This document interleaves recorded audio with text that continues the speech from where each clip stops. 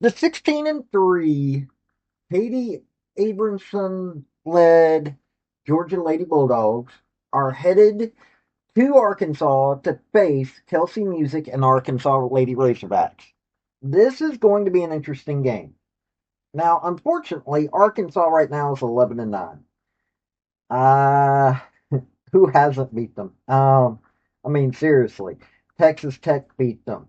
Harvard beat them. SMU beat them. Arkansas State, Vandy, Alabama, South Carolina, Mizzou, Tennessee has beaten them.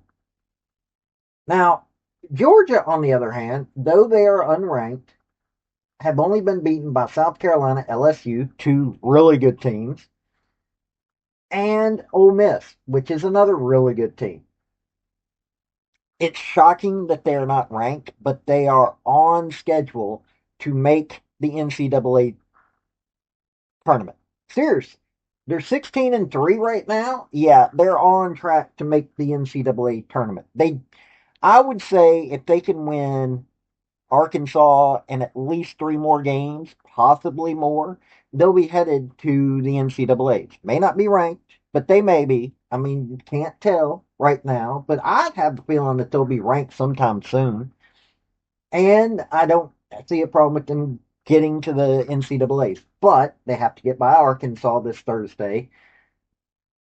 I like the Bulldogs' chances on this one, but we're going to take a look at it like I always do by the numbers.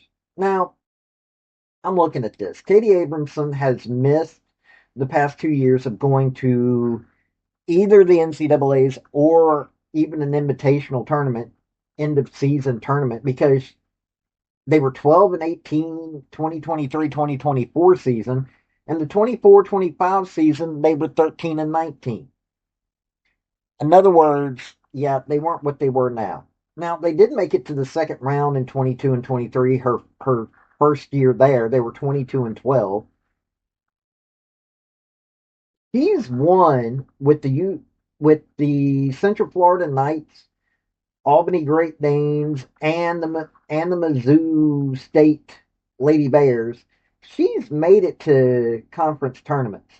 She's won the WNIT championship.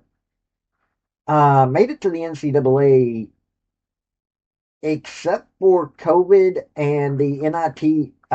Let's see here. She's made it to NIT three times, one of which she won.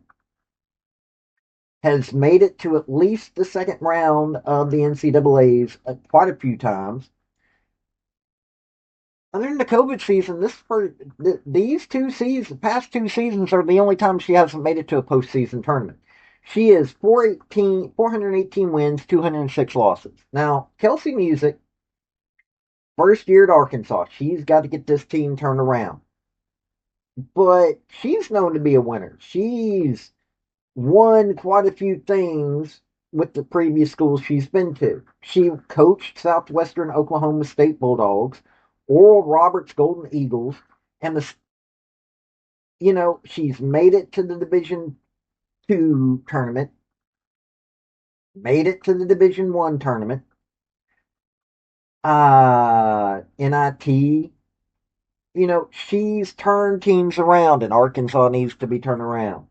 You heard Hunter Yurchek. Oh, they're set to go in the tournament. So many different sports.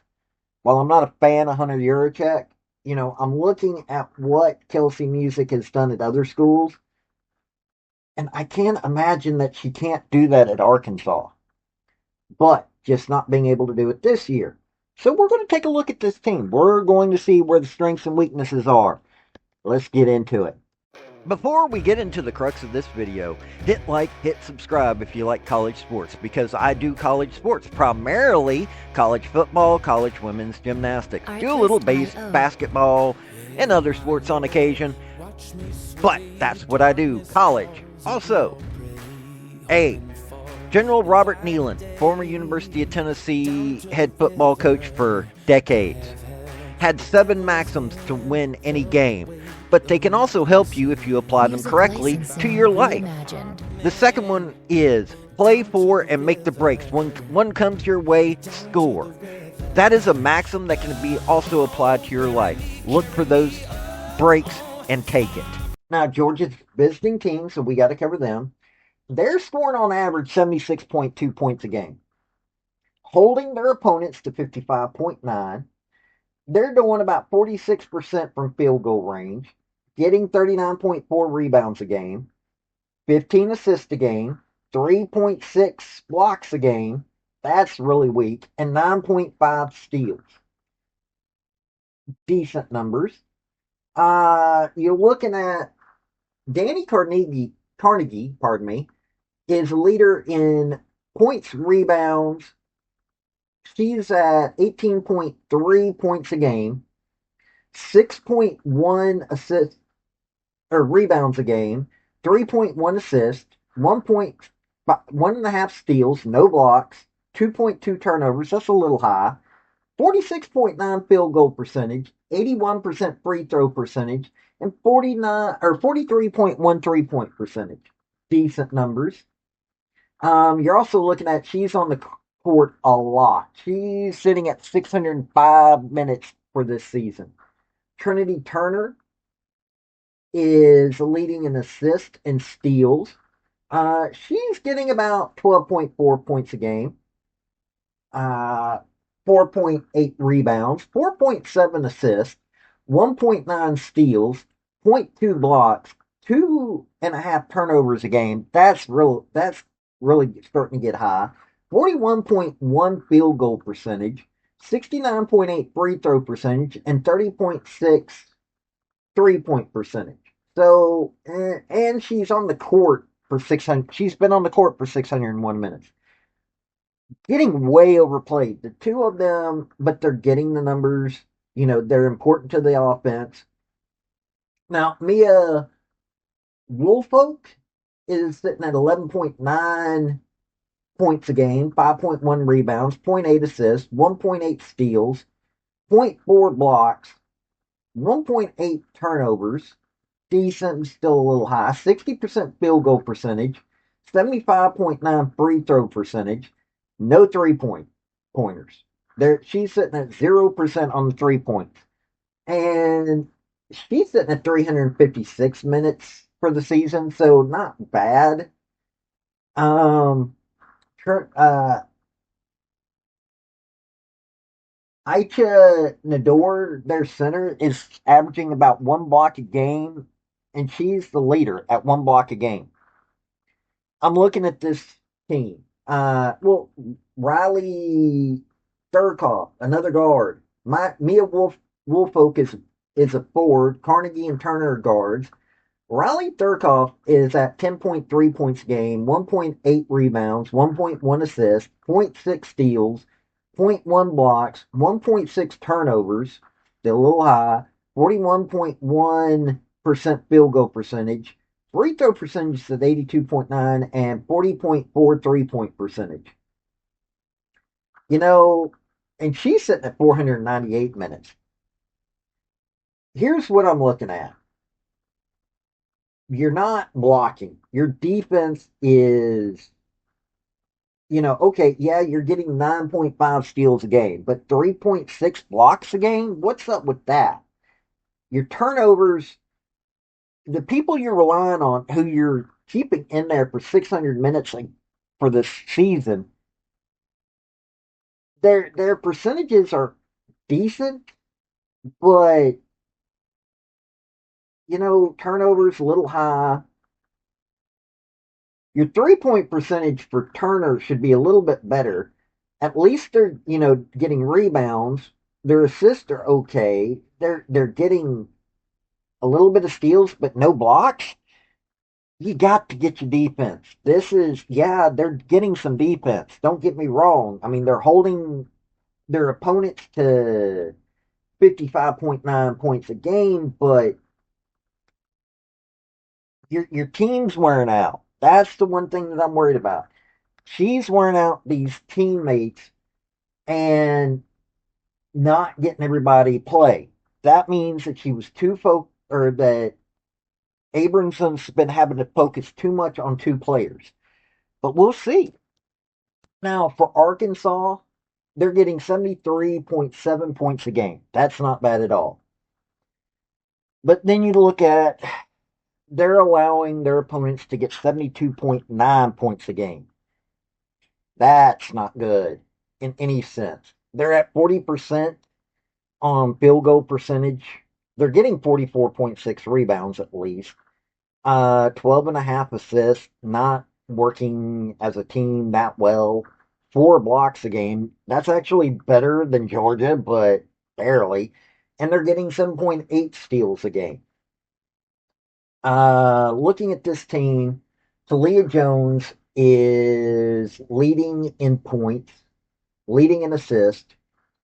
She's a guard, getting 16.6 points a game, 4.6 rebounds, 2.4 assists, 1.3 steals, zero point 0.6 blocks, 2.6 turnovers, really high, 44.4% field goal percentage, 82.7 free throw percentage, and 36.9 3-point percentage.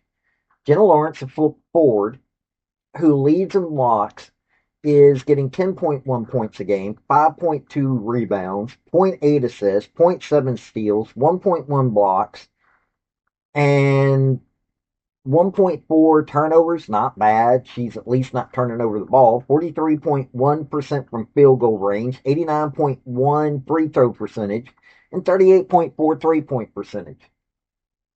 Bonnie Dees, who's leading in steals and rebounds, 10 points a game, 9.1 rebounds, 2.3 assists, 1.4 steals, zero point 0.3 blocks, 2.9 turnovers. That's really, really high.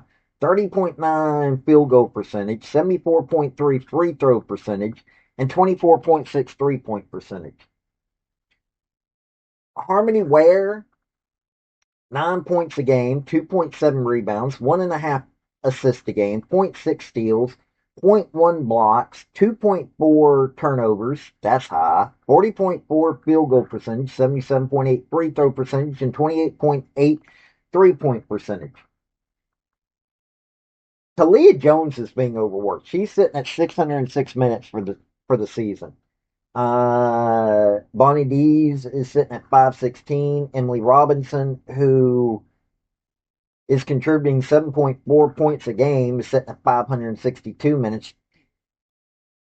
Both these teams are sitting there overplaying players. And I'm looking at this, and yeah, there's some defense, but really not much. At least they can steal the ball. They're getting some blocks. And I'm looking at this and I'm going, these two teams, Arkansas is, yeah, it looks like they've got some defense on paper, but it doesn't look like it when it comes to the actual stats of how many points are getting scored against them. It's a hardworking team. Talia Jones is working her tail end off. Jenna Lawrence, but you've got nobody that's really backing her up that well. And they're over reliant on certain players, just like Georgia. I'm looking at this team and I'm going, it looks like they've got so much possibility, but at the same time, they've got so many others that aren't contributing like what they need to. That's kind of sad. And I mean, looking at these minutes, some players are getting switched out, but I don't think it's enough to really rest your key players for a long season. I'm looking at these two teams, and I don't know what Kelsi Musick. Maybe it's just because she wasn't able to get the right people at the right time. I don't think she's going to have a winning record by the end of the season. But Katie Abrahamson, I think, I'm looking at. She's got Arkansas, but she's also got Kentucky, Alabama, Tennessee, Mizzou, Mississippi State. I think she can finish with the winning record. I think she should be able to pull off at least 3 more wins out of this. But I'm looking at this and I'm going, they're going to beat Arkansas. You know, Katie Abramson's got a good record or good enough record. I would say she can get 20 something wins this season. That's pretty much what you need to get it. If you can get 20 wins, you pretty much can get into the NCAAs, especially if you're a power conference. That's the sad part. If you're not a power conference, getting into the NCAA is nearly impossible. Um, I'm looking at, you know, both these teams need to work on blocks. That neither team is doing that good when it comes to blocks. At least steals are somewhat decent. They're decent at working as a team, but could get better or should get better. But the field goal percentage for Georgia is one of the key points of this. Plus, Arkansas's lack of decent defense is another key factor in this. You know, Arkansas, I'm sure that Arkansas would love to be able to do something better. I really do. But I'm looking at everything and I don't see a path for Arkansas. I mean, to even have a winning season. I'm looking at their who they have left. They've got Georgia, who's a winning team, Texas, LSU, Kentucky, Mizzou, Florida. You know, they might be able to get a couple wins in there, but they're going to be worn out by the time the SEC tournament comes around. They're not going to make a good showing in the SEC tournament. I see them getting knocked out first round because they ain't getting a bye. And what are they supposed to do? I mean, their record, it really is kind of disheartening. You've got talented players like what they have there, and they're not getting it. This is going to be a difficult end of the season. Georgia, I at least see a path to the NCAA tournament. I don't see them doing very well in the SEC tournament. I actually don't see them doing that well in the NCAA tournament, but they look like they could make the field of 64. Arkansas, they might as well be planning for next season at this point. Hopefully, they can keep Talia Jones. She's not going to go to the pros. She came over with Kelsi Musick. That's one of the good things about her. She's got another year or two, but you know she's a bright shining light, and Bonnie Diaz is as well. And Gentle Lawrence is not bad, but they're overplaying players both on both teams. This is not going to be a good season for either. Other than the fact that Georgia gets to go to the NCAAs more than likely. So that's my thoughts on this. You tell me what you think. This has been Paul with Redneck Sports. Y'all have a good day now. Bye. Hey, that's my video. Don't forget to hit like and subscribe. And comment. Don't forget that either. Hey, this has been Paul with Artlist.io. Redneck Thinker Media. I do sports, I do politics. Hit like, subscribe, and y'all, this has been Paul. Y'all have a good day now. Bye.